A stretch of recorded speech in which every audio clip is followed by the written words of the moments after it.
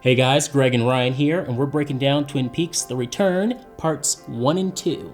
Stay tuned for 3 and 4 later on, but right now we're going to stick to everything that's only in the first 2 parts. First, make sure to subscribe to GameSpot Universe so you can stay up to date with all of our TV coverage, including American Gods and Fargo. Alright, let's just go right into it. Let's jump in. There's so much Lynch going on in this episode. We're just going to get right into it. We got so much to unpack. Roll it down, hit the card, let's do this. We've been waiting 26 years for Twin Peaks to come back to figure out what happened to Dale Cooper, only to discover he's been stuck in the Black Lodge. That entire time. That is so crushing. From the very beginning, we jump in with both feet straight into the Red Room at the Black Lodge. You got the Giant, you got Dale Cooper. And it's in black and white, just like Eraserhead. A lot of references going back and forth in this opening shot itself. And very plotting and very slow in that Eraserhead style. From this conversation scene with the Giant, we get a few hints as to, well, clues. I wouldn't say hints. We get clues that are going to come up later on. Yeah. The owls are not what they seem moment starts right at the beginning. Remember 430.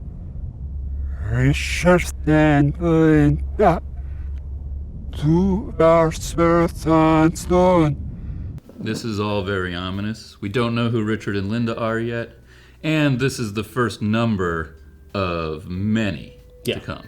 We've got one more thing in that scene, which is the record player, and I don't have any idea what that is. What do you think? Well, I love the noises they make too, the little clicks, the electronic clicks that you can actually hear throughout the first 2 episodes.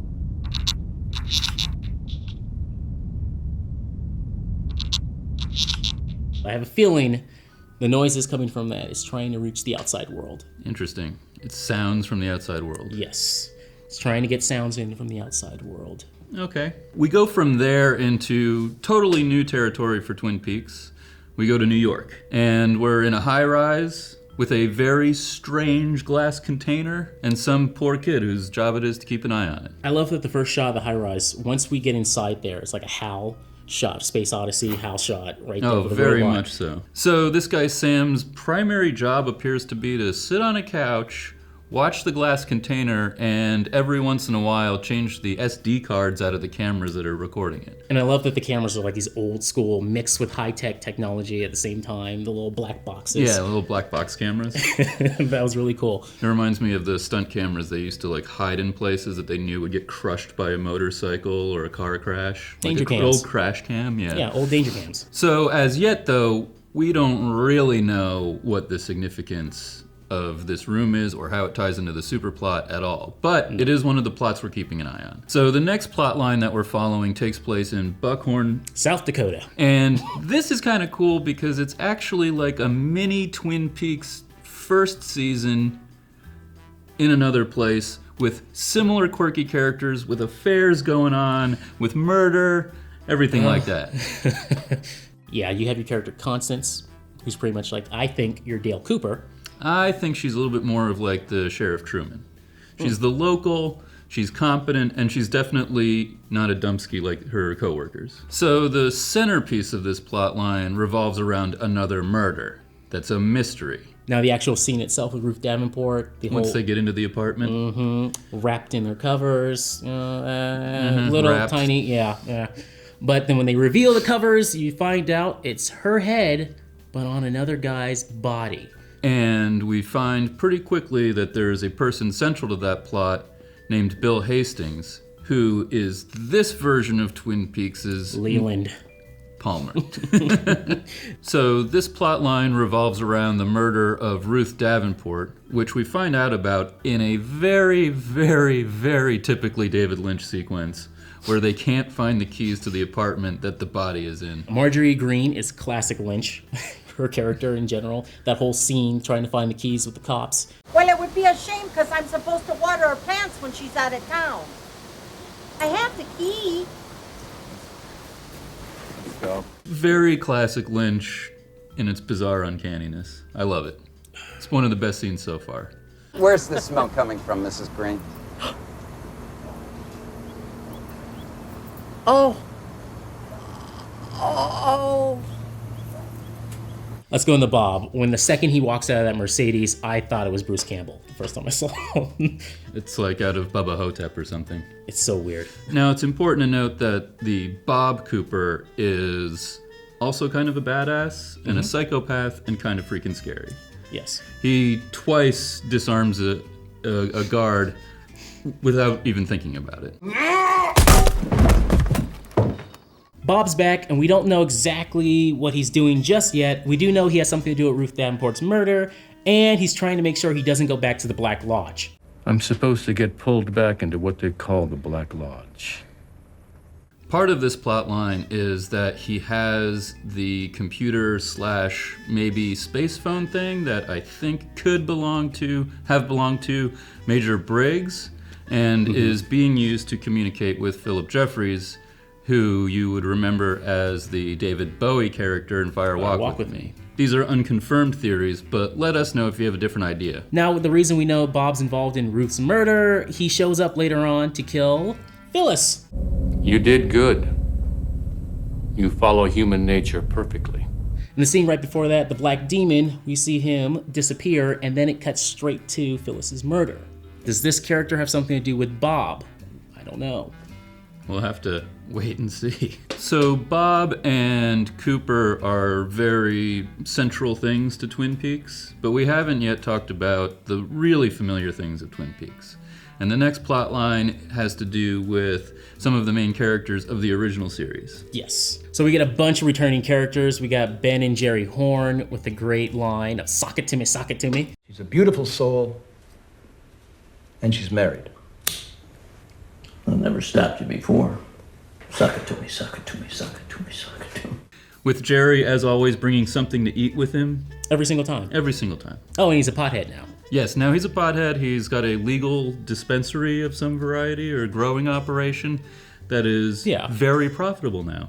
Yeah. We also see Shelley and James. Yep. And we see Dr. Jacoby doing something in the woods with shovels. It's so cool because those shots, you're far back. The sound, you can barely hear them. You can hear what they're talking about, but there's no mic on them.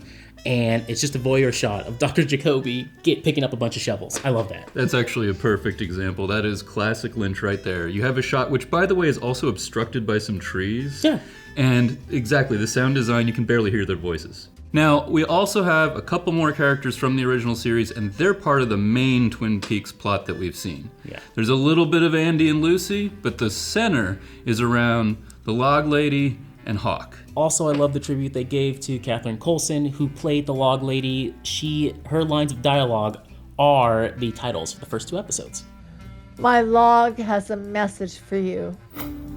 The stars turn, and a time presents itself.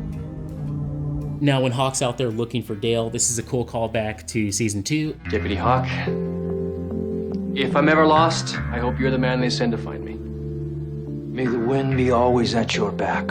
And apparently Hawk does somewhat find Dale. We see that he finds the portal. Yes, he finds the old Black Lodge entrance. And then it cuts straight in this Lynch fashion right into the Red Room again, where everything goes crazy. Everyone's walking backwards. Laura Palmer, she does her famous lines again. She whispers in Dale's ear. We get the line from Laura Palmer saying, "Hi, I'm dead. Yes, I." There is almost this impression that we're gonna have Laura Palmer outside of the Black Lodge at some point. Even if it's another version of her, because I think we're dealing with a lot of doppelgangers throughout this whole season, so we could be seeing other doppelgangers of Laura Palmer as well. Now, also, the one-armed man introduces Dale to his arm that's evolved into an electrical tree. Yeah, so Michael J. Anderson didn't want to return. They had a bad falling out, apparently, with David Lynch. We don't know exactly what happened there. So they recast him as a tree. Here we are again also with some more numbers that we're going to be keeping an eye on. The tree says 253, time and time again. We're going to find out what that means soon, but not just yet. So a couple more things that happen. Dale in his twists and turns through the Black Lodge finds himself a view of the road that Bob is driving on with the car there. Yeah. That he isn't able to quite interact with. And then he also has a run-in with good old Leland Palmer. We get our one shot of Leland Palmer, Ray Weiss in this episode. Very quick and short and right to the point. Faith. Laura. Finally, our last moments in the Red Room have Dale meeting, the Arms doppelganger, which screams at him non-existent, and then expels him from the Red Room. And he winds up in the glass box in New York.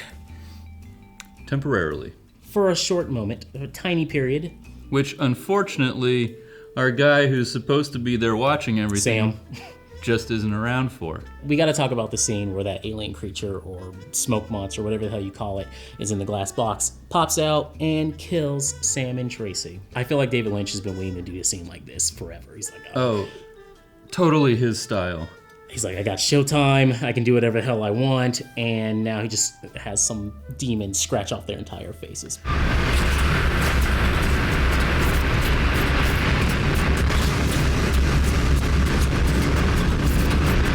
And in terms of the order of events and what we might be talking about down the road, this is after Dale came through. Yeah. And we know other things have come through from dialogue, but after Dale came through, something came through after Dale looking for him. Some quick thoughts in the first two episodes. I found that this was very, very light on comedy. Almost no comedy whatsoever, except for Ben and Jerry, I guess. Ben and Jerry are pretty comic, and of course, so is the finding bodies sequence and missing keys. Yes. But you're right, actually kind of conspicuously absent. Lynch's darker tones are on display here in these first two episodes. Eraserhead, Lost Highway, Mulholland Drive. More in that vein. A lot more in that vein. Something else I think that is worth mentioning is, of course, the iconic theme music is back from Angelo Badalamenti. But that's it. He doesn't really have... There really is no score, honestly. There's a few shots of it, and then we get this weird, like, almost feel like Trent Reznor score we have when we introduce to Bob's character. Yeah, we're definitely not spending as much time in Badalamenti's mood. Although, in terms of music, we do also have an episode that concludes with music at the Roadhouse. Yes. Which has a very almost Julie Cruz quality to it. And the pacing of these two episodes are very slow. That's true. It's a very almost at what I could say, I think now, is almost a classic Lynch slowness. Yeah. Like, there's unnecessary pregnant pauses that completely throw the rhythm off joint, and honestly, I love that. I think that, if Lynch totally had his way, probably would have been the same way 25 years ago. I love it too, but again, this is one of those things where if you're really not into David Lynch and you're just trying to sit down and watch this, you're gonna have a hard time, especially the New York scenes. I love the scenes with Andy and Lucy where they just dole out expository dialogue for Dale's character real quickly and then they leave. And they're still as adorable as ever. Yep. Yeah. Also, we have to bring up this billionaire character who's residing over everything a little bit right now. Yeah, he appears to have installations in Vegas and New York. Yep. And he wants Bob dead. How much do they want me dead? What are they paying you? Okay, I think there is one more character that we left out so far. Sarah Palmer. I love the shot of her sitting down watching TV, and you get the reflection, the mirrors in the background of the lions eating the water buffalo. That's kind of awesome. Oh man, I was waiting for something absolutely terrifying to happen at the end of that scene. I was waiting for her to turn and see Bob again, or just something that was going to bring back the scream. Do you remember the scream?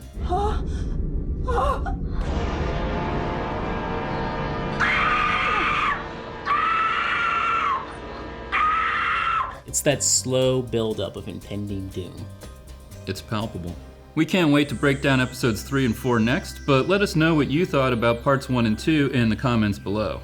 And while you're at it, make sure to subscribe to GameSpot so you can stay up to date with all of our TV coverage. We also have American Gods going on right now, and Fargo. It's good stuff. Yeah. All right, guys. See you later. Bye-bye. Later.